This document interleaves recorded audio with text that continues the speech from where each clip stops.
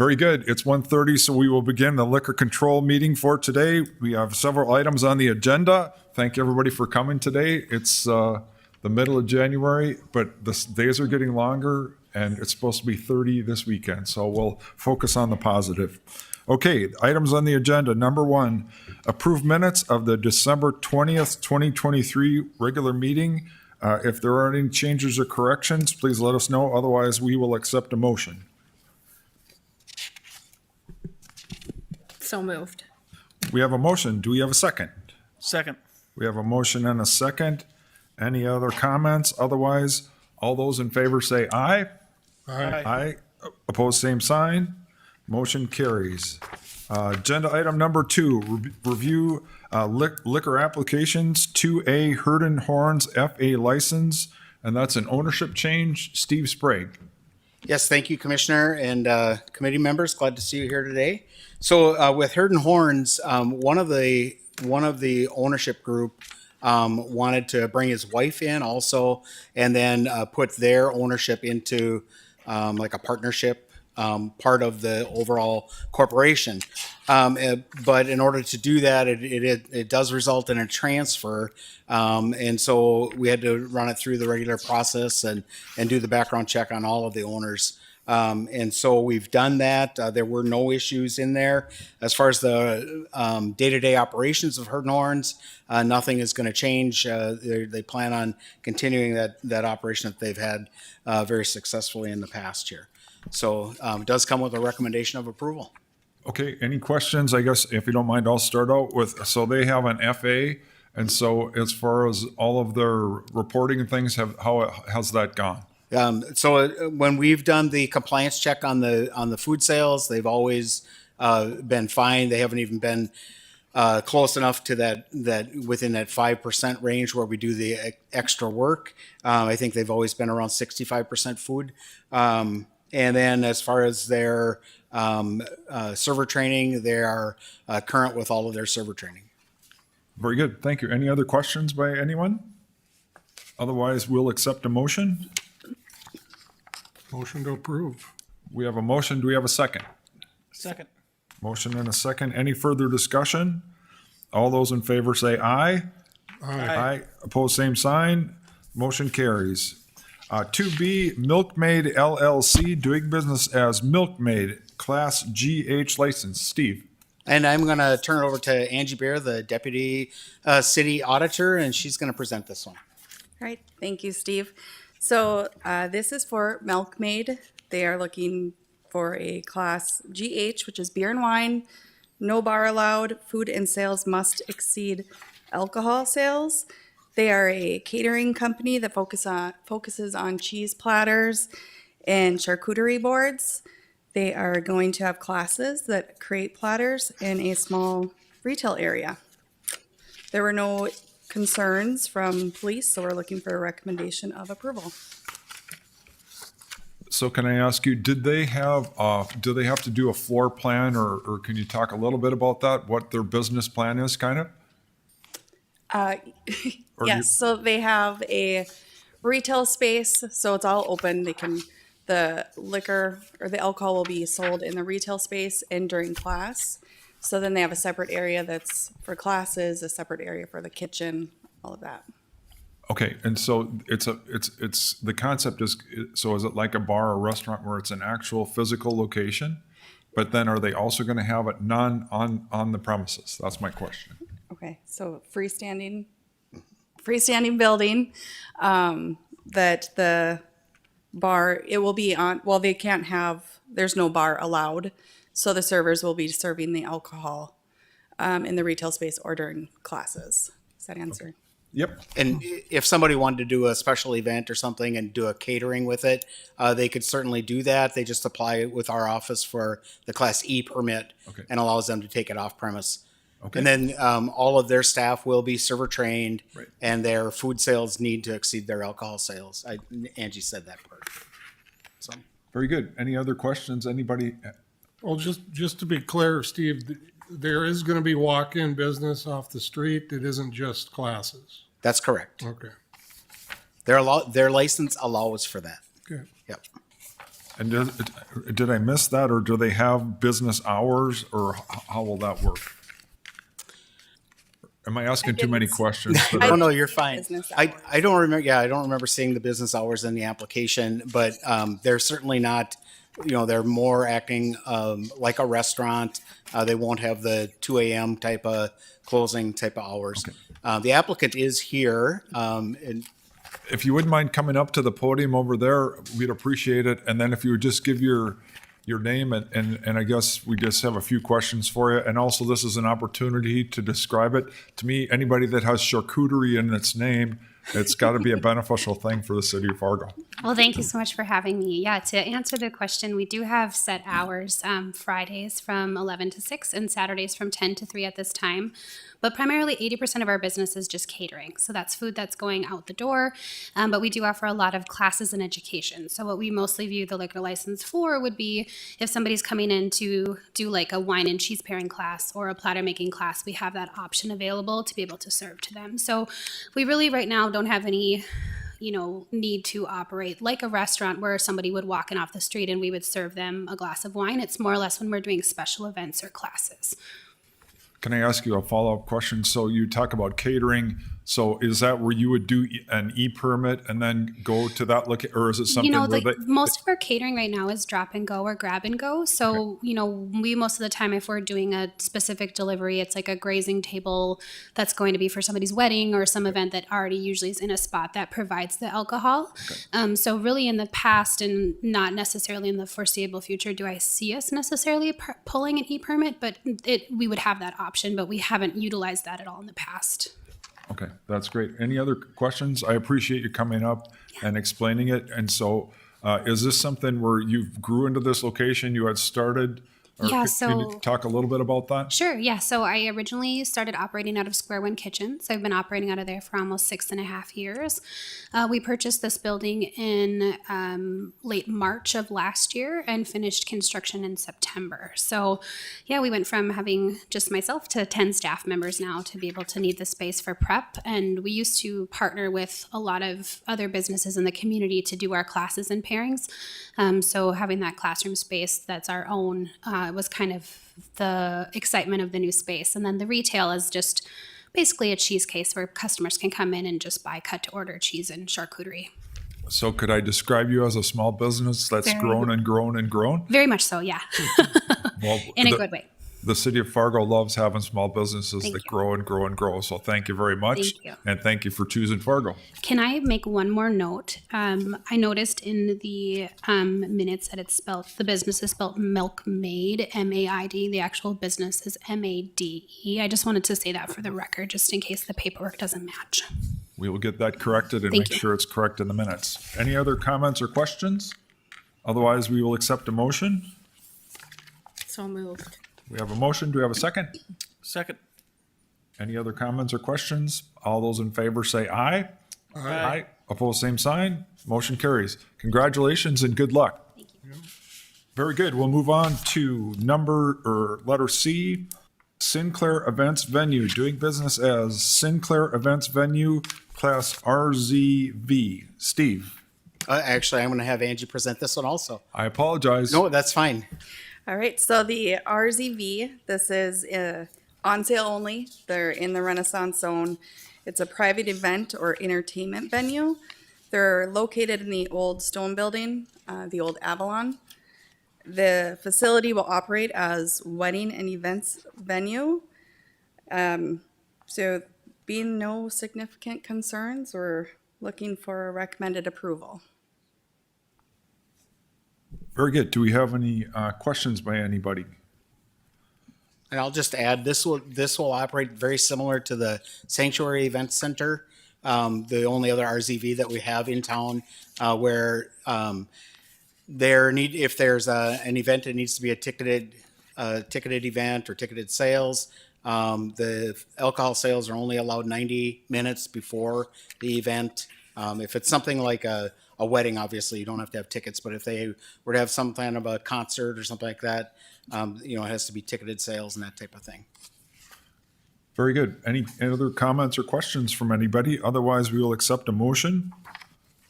I'll make the motion. We have a motion. Do we have a second? Second.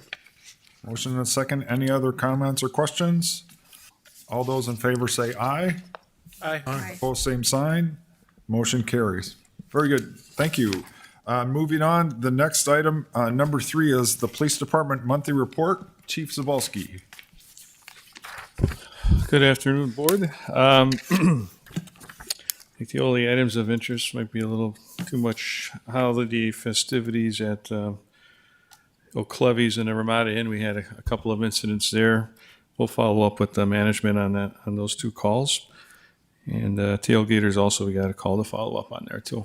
Other than that, nothing significant. I hope to have a PowerPoint, but I didn't get it loaded up in time. I can bring that to you for the next, just to kind of show you the end of year stats for bar checks and instances. But we are doing a healthy area of bar checks across this downtown and other areas. We've got our top 5 calls for service bars and then an overview of the intoxication issue, that kind of stuff. So No, and we'd appreciate that just so we can have it on the media so we can share it with the public. So the next meeting, that would be great. And we get the reports ahead of time. So thank you for sending, I believe Steve forwards them on to us. So thank you for doing that. We all get that ahead of time. So thank you very much for doing that. perfect. Any other Thank you. comments or questions? Very good. Thank you, Chief. Okay, we'll move on to number 4, other items. And 4A is the de-escalation training with the North Dakota Safety Council, January 24th, 2024 at the Sky Commons. There's 2 sessions, 50 persons per session, and the cost is $30 per person. Steve? Well, you've covered everything I had to say. So at this point, we have about 30 people signed up for the 9:30 event and about 20 for the 1:30. So we still have some openings available. Really hoping that we'll see these completely full, the 2 sessions. For people that don't know where the Sky Commons is, it's next door at the Civic Center on that upper level, more of the mezzanine level. So just really encourage everybody to get out there and do this. This is as we always say, it's like a pilot project, right? So if this doesn't fill up, then we'll have to reevaluate whether or not we want to continue going on. I was really hoping that by now we'd be totally full, and that we're putting this together for the benefit of the licensees. This is we're really hoping that they take advantage of this opportunity. And we would appreciate as many people could participate as possible, just because, and part of it is this is a learning process. We had one previous session that really didn't fit exactly what we were looking for. And so we're hoping that this is, and I do see this as a beneficial not only to bars, but restaurants and really anybody that deals with the public. I think it would be a beneficial thing. So we would encourage people to participate. Can I ask you, let's say, so I know that it's $30. Is there some kind of way that we can assist if there's somebody that needs a scholarship or something like that? Perhaps you can consider that in the future, I guess. That's my main concern, because we don't want to have that be a reason for people not to participate. Right. From going through the budget last summer, I'm sure you're well aware it's a very tight budget. Maybe what we could do is make a budget request this next year to have some funds that we could do something like assisting a scholarship, or maybe we could even pay for one of these classes ourselves rather than having to try to recoup everything from the public. And to go along with that, there may be then some funds that we could use and for assisting with ID scanners or some of that kind of thing. Kind of morph into the next topic here when we start talking about that part. But I think that it would benefit the city to have something in the budget to give us some flexibility. Right now, the budget is so tight, there really isn't any money to do any of this kind of stuff. So that's kind of where we're at. And it might be a discussion going forward as well. And I guess that's the other thing. We want to make sure this is the program that we want to work with. The other one didn't quite fit what we were looking for. The other thing is we're going to make sure that our police department, that it's also compatible with the techniques and the things they're recommending. So I believe we're going to have somebody there from the police department, and anyway, so, and if we could, I just think that'd be good to make sure that we are all on the same page and sending the same messages. Yeah, I can't speak for the police department, but I do feel confident that we're going to have a presentation that's going to meet our needs this time. The presenter is a retired police officer. He's I don't know if it's 20 or 30 years in law enforcement. So I think that we're going to do a lot better than we did with the last one. So we'll go from there. Okay, thank you very much. Just one last comment. Just really encourage people to get out. The sign up is on our website. You can go to the auditor's homepage and find it through under the alcohol section. Or I think if you just went in and did the Google search on our webpage for de-escalation training, I think you'd find it too. So. And the board members are welcome to attend, and obviously it's open to the public too as well. So I registered and signed up for the 9 a.m. It took less than 5 minutes. So very I'll good. be there. Thank you.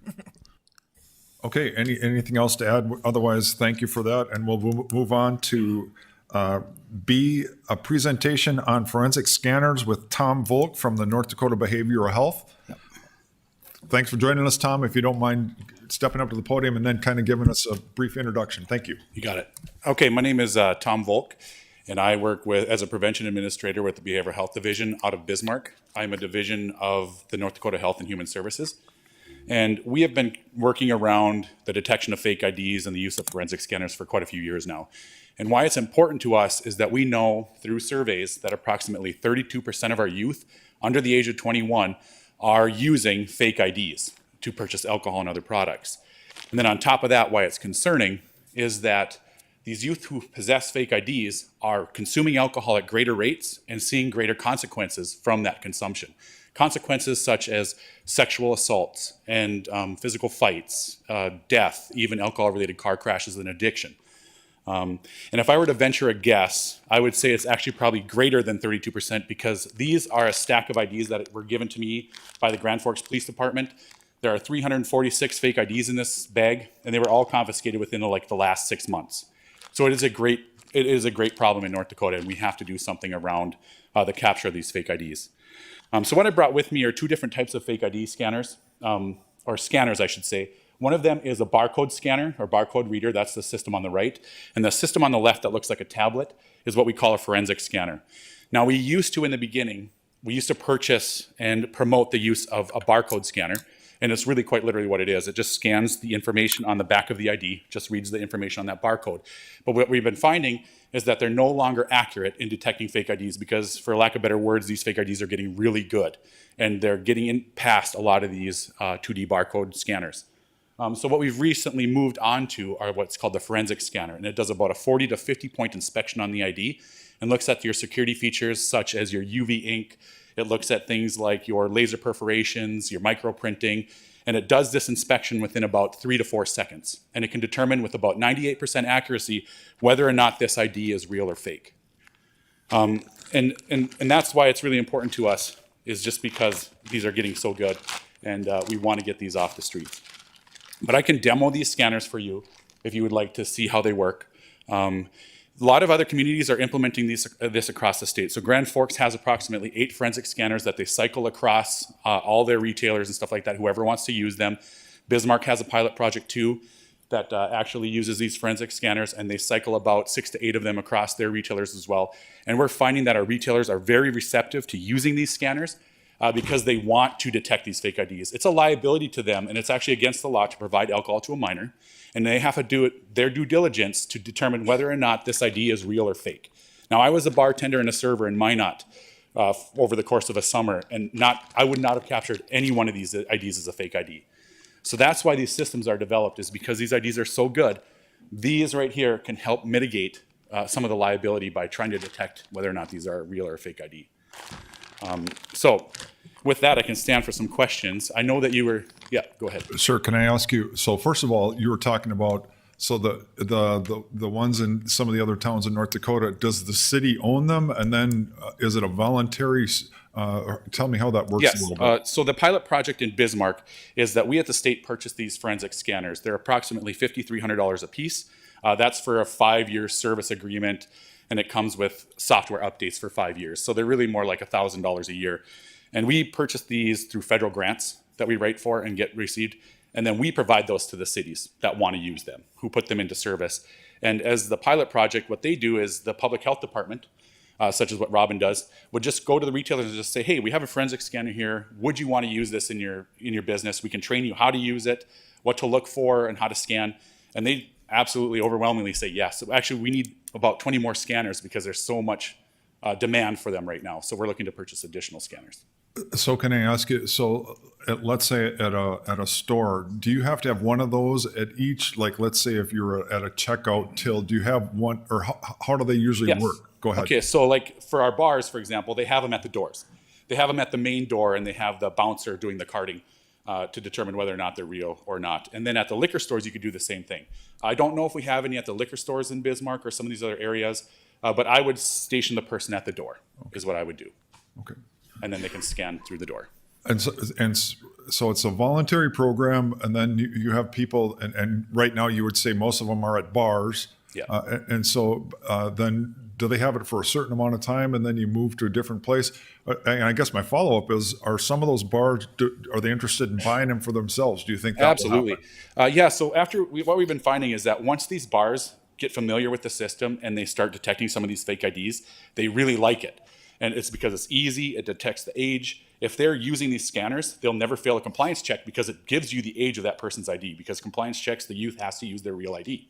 So they'll never fail a compliance check. Again, it's also a mitigating factor if any lawsuit gets brought up about, whether or not they served a minor and what were the steps that they tried to do to detect it as a minor. But yeah, so they're very open to it, and a lot of our retail establishments are even purchasing these or paying for the additional services long after we've paid for them. So after about that 5-year window, they've depreciated enough where they're no longer state equipment, and those retailers can keep the system, and it's theirs to do with what they want. And what we ask them to do is just pay I think it's around $600 to $800 to just the support, to keep the support and the updates going, so that they continue to stay about 98% accurate. Any other questions? First of all, I want to thank you so much for bringing them here so we can see them in person. I really appreciate that, because I think that, and then the other thing I really like is this pilot program, so we can try it and see how, and the other thing I really like is it's voluntary. And so people, I really like that. So thank you so much for being here. I appreciate that. And I can give you some ideas too about other communities. So the city of Watford City actually made it a law that they had to utilize the electronic scanners. And that's because they were seeing a lot of violence, a lot of vandalisms. And what they do is they have a database inside, and they actually used it to solve crimes. There was a stabbing at one of their establishments, and they went back and found the data in the system to determine who was there that night. And they helped them solve crimes, and it even helped with the vandalism and stuff like that. But they had an ordinance to make it a requirement that they had an electronic reader. Can I ask one more? So Yeah. there are several bars where they have a list of where they've had people that have had issues in the past. My question is, if they have a list like that, could you enter that? And so if their name comes up, they are automatically say, you can't come in? Absolutely. So they have a tagging feature. So you can tag an ID. So for example, we had a bar where there was a staff member working, and there was a restraining order against somebody. And what they were able to do is tag that person's ID and say they're not allowed to enter. And that alerted the staff at the door to not let that person in. And you can do that with these systems. Okay. Very good. Any questions? Go ahead. We had another presentation, and the technology was like an iPhone, and it was a forensic. Do you see the technology, improving and becoming more cost efficient in the near future? Or? I do see the costs coming down. The concern I have with a cell phone system and why we've moved away from a cell phone system is because you have to determine whose phone that system is going to be on. You have to download the software. And then you have to worry about, the charging of that cell phone. Does it have internet service, Wi-Fi, or whatever it is that the systems run off of? And again, that's just a barcode reader. That's not doing a forensic check of the ID. It reads the information on the barcode, which we know that these fake IDs are now getting information on those barcodes to actually pass those barcode readers. So that's why we moved away from those systems and went to a forensic scanner, because we want to be able to read the barcode and cross-check that information with the front of the ID. And not only that, we want to look for some of those security features like the laser printing and things like that. Sure. But yeah, I do believe that this technology is going to come down in price. And I do believe that there's discounts provided if they make big purchases and things like that. So, yeah. That's fantastic. Yeah. Any other questions? How long have Bismarck and Grand Forks been using this technology? Oh, that's a good question. So Bismarck has been doing this for about a year now. So prior to them implementing this system or this pilot project, they didn't capture one fake ID. Well, I can't say that. They didn't get one fake ID turned into the police department in over 25 years, not one. The day that they started implementing this program, they've captured, I think it's approximately 150 fake IDs in over the last year. Grand Forks has been doing this now for, I believe, 6 years, where they've been training their staff, like they're training the retailers on how to detect fake IDs and then implementing these scanners. And that's where I got these 346 IDs in just 6 months. And they have thousands that they're capturing, and they're doing a really good job of implementing the forensic scanners. Any other questions? So are you going to be available now for a while after? Absolutely. Our meeting is almost over, and so and we have lots of representatives from the industry here. I think everybody up here is interested to see how it works in real life. We would have you do it on live, but I think it'd be easier for us to go to you. And I so agree. thank you very much. And to me, what the future discussion will be, Steve, is how can we, especially if we have to apply for a grant, to me, that would be very appealing when you talk about tight budgets. And so, and the discussion about how we could possibly participate. So I don't know if that makes sense to you. Absolutely. And we were talking a little bit before the meeting too about, if we do an ordinance, who do we require to have it, and because of our licensed class system. No, we're not going to talk about requiring to have stuff, Steve. This is voluntary. This is a pilot program, so let's just relax. But to me, the first thing we have to do is, this is very appealing. It's a demonstration, it's a pilot, it's voluntary, and if it's popular, what the thing we want to have happen is everybody to say, this is great, this is good for my business. And so let's just pump the brakes, Steve. Yeah. Okay. I can have some further conversations with Robin about possibly writing a grant, or see if we can get a couple of these here in town, and how we would go about, having utilization within our industry. So to me, if you can assist us, especially with Robin to write a grant, or however Grand Forks and Bismarck did that, that would be fantastic. And to me, the main thing is this is going to make us a safer city. And it's going to, I think it will help protect our businesses. I think so can you talk a little bit, how do they update it? Is that just, and is it hardwired? We talked about the iPhone thing where you're reliant on Wi-Fi or whatever. Can you talk a little bit about that? Sure. So they do software updates through internet. So at your establishment, you could just hook them up to the internet for that short brief of time, download whatever software updates that you want, and update them. They come at random based on like when states issue new IDs, or when they get a rash of fake IDs, they'll provide updates to capture those fake IDs. So it just has to be connected to the internet to download that software update, and then once they're downloaded, they're a standalone system. So we have police departments and sheriff's departments using them at the fairgrounds where there is no internet, and you can use them. You don't need internet service, you don't need cell phone service. They're a standalone system. All you need is an outlet, and they don't draw a lot of electricity. So they have like a little electric generator, pretty much. It just looks like a battery with some plug-in ports. That's all you need to have it. And the Grand Forks Police Department used these at one of their community events. And these kids are so bold that they caught 11 kids using a fake ID, giving it to the officer in uniform at that event. And they caught 11 and just that night alone. So this is, to me, it's great. But the other thing, the advantage is now we can talk to the Bismarck and Grand Forks. And so if you don't mind facilitating that, Steve, just to talk about their experiences, the pluses and minuses, I think that's an advantage too. So, and Robin, if you have something, come and introduce yourself and go ahead. Yeah. Robin Lidke, Sal Fargo Cass Public Health. I'm a prevention coordinator. We already have 2 of these at the health department. At one point in time, we did send out a letter to all of our liquor licensees that these were available for loan. We didn't receive any interest, but I'm thinking that, with this, type of priority put on it and some information out on the, to our licensees, it might be more palatable. So yes, we already have 2, and we certainly can get more. We actually right now have a prevention grant through public health through the state. It's a 3-year grant, and we can get up to $178,000 through that grant. And so hopefully we can apply some of those funds towards purchasing more of these scanners for loan.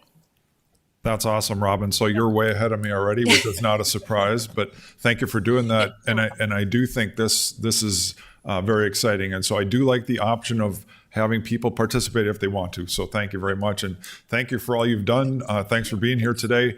And so once we're concluded, then you'll kind of, if you don't mind, giving us a little demonstration. That'd be great. Got it. Absolutely. Thank you very much. You bet. Thank you. Steve. Yep. Steve, do you have anything else to add? Nothing else. Very good. Anything else? Otherwise, it's 2:00. Thank everybody for attending. Have a great afternoon, and we are adjourned.